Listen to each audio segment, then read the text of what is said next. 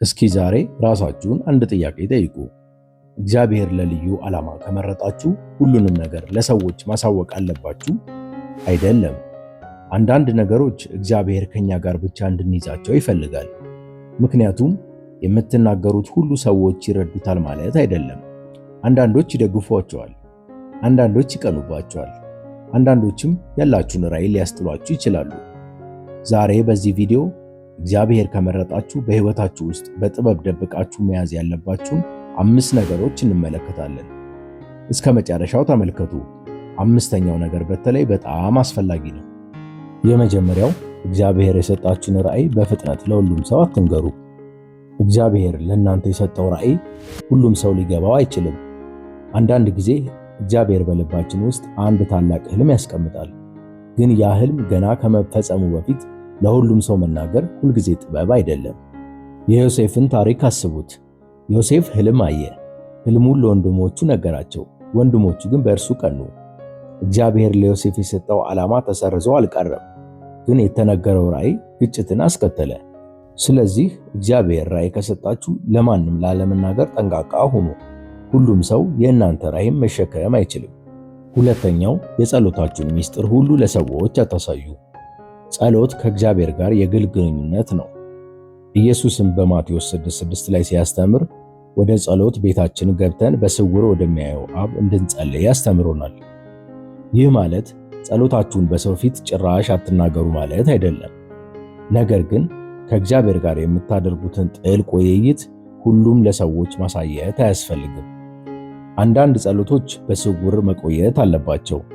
እናንተ የምታለቅሱበትን፣ የምትጠይቁበትን፣ እግዚአብሔርን የምትጠብቁበትን ጊዜ ሁሉ ለሰዎች ማስረዳት አያስፈልግም።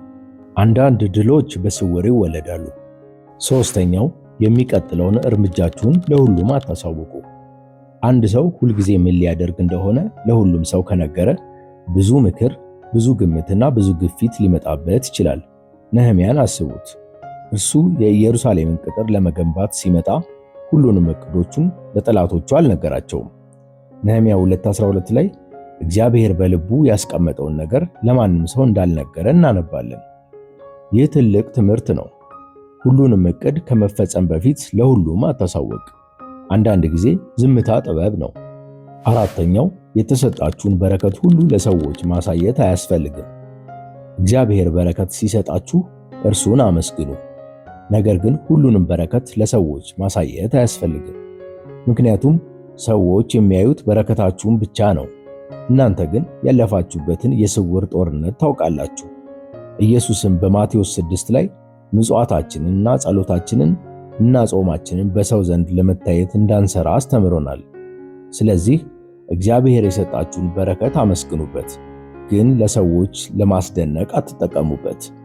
በረከት ማለት ለማሳየት ብቻ የተሰጠ ነገር አይደለም፣ ለእግዚአብሔር ክብር እንድንጠቀምበት የተሰጠ ነው። 5ኛው ደግሞ የእግዚአብሔር ልዩ ጥሪህንና ከእርሱ ጋር ያለህን የግል ሂደት አትግለጥ። ይህ የዛሬው ትምህርት ትልቁ ነጥብ ነው። እግዚአብሔር ለሕይወታችሁ ልዩ ጥሪ ሊኖረው ይችላል። ምናልባት እርሱን እንድትመሰክሩ፣ እንድታገለግሉ፣ እንድታስተምሩ ወይም አንድ ልዩ ሥራ እንድትጀምሩ እየመራችሁ ይሆናል። ግን ጥሪ ከመገለጡ በፊት የዝግጅት ወቅት ይኖራል። ዳዊት ንጉሥ ለመሆን ተቀባ፣ ግን ወዲያው ወደ ዙፋኑ ላይ አልተቀመጠም። በመካከሉ የስውር ዝግጅት፣ ፈተና፣ መከራና መማር ነበረበት። ስለዚህ አንድ ነገር በልባችሁ ውስጥ እግዚአብሔር ካስቀመጠ ለማንም ለማሳየት አትቸኩሉ። እግዚአብሔር የሚያደርገውን ሥራ እግዚአብሔር በጊዜው ይገልጠዋል። ዛሬ 5 ነገሮችን ተመልክተናል። አንደኛ፣ እግዚአብሔር የሰጣችሁን ራዕይ በፍጥነት ለሁሉም አትንገሩ። ሁለተኛ፣ የጸሎታችሁን ጥልቅ ምስጢር ሁሉ አታሳዩ። ሶስተኛ፣ የሚቀጥለውን እርምጃችሁን ለሁሉም አትንገሩ። አራተኛ፣ የተሰጣችሁን በረከት ሁሉ ለሰዎች ለማሳየት አትቸኩሉ። 5ኛ፣ እግዚአብሔር የሰጣችሁ ልዩ ጥሪና የግል መንፈሳዊ ሂደታችሁን በጥበብ ጠብቁ። አስታውሱ፣ ዝም ማለት ፍርሃት አይደለም። አንዳንድ ጊዜ ዝምታ ጥበብ ነው። ሁሉንም ነገር ለሰዎች ማስረዳት አያስፈልግም። እግዚአብሔር እናንተን ከመረጠ እርሱ የጀመረውን ሥራ ይፈጽመዋል።